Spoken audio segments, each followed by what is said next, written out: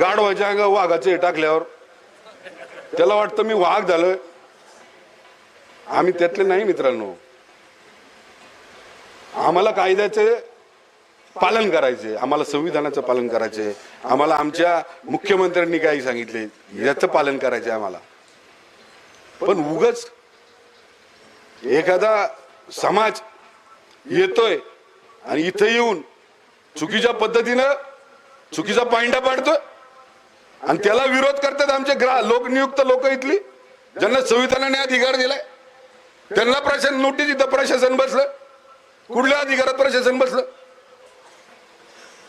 संजीव भाऊ घाबरू नको रे तू.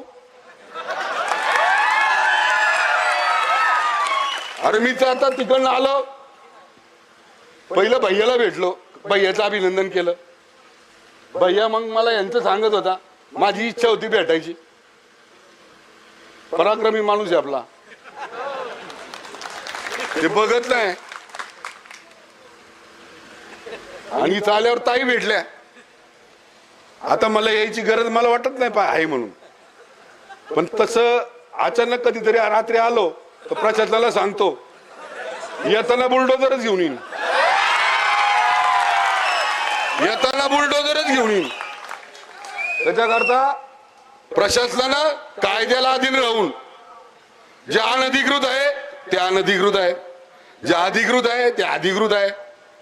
जर अनधिकृत म्हणून मागणी केलेली आहे, त्याचे पुरावे दिलेले आहेत सरपंचांनी, ग्रामपंचायतीने, त्याच्यावर कारवाई केली पाहिजे.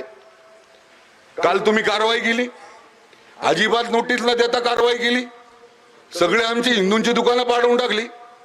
त्याच्यात पुढे जाऊन मी संजीव भाऊला विचारलं तुम्ही का पाडून घे. संजीव भाऊ तर मोठ्या मनात संजीव भाऊ म्हणला आम्हाला 10 दिवस अगोदर कळवलं असतं तर आम्ही आमची काढून घेतली असती. म्हणजे एवढं प्रशासनाबरोबर नम्र राहून जर अधिकृत लोकांना त्रास होणार असेल आणि अनधिकृत लोकांना जर तुम्ही संरक्षण देणार असेल तर मग एक लक्षात ठेवायचं, जसं उत्तर प्रदेशमध्ये मुख्यमंत्री योगीजी आहेत तसं आता या महाराष्ट्राचे मुख्यमंत्री हे सुद्धा देवा भाऊ आहेत. लक्षात ठेवा, जिथं देव देश धर्माचं येतं त्या ठिकाणी देवा भाऊ तुम्हाला अनुभव नाही, देवा भाऊचा अनुभव नाही तुम्हाला. देवा भाऊ जिथं देव देश धर्म येतं तिथं कसलीच तडजोड करत नाही.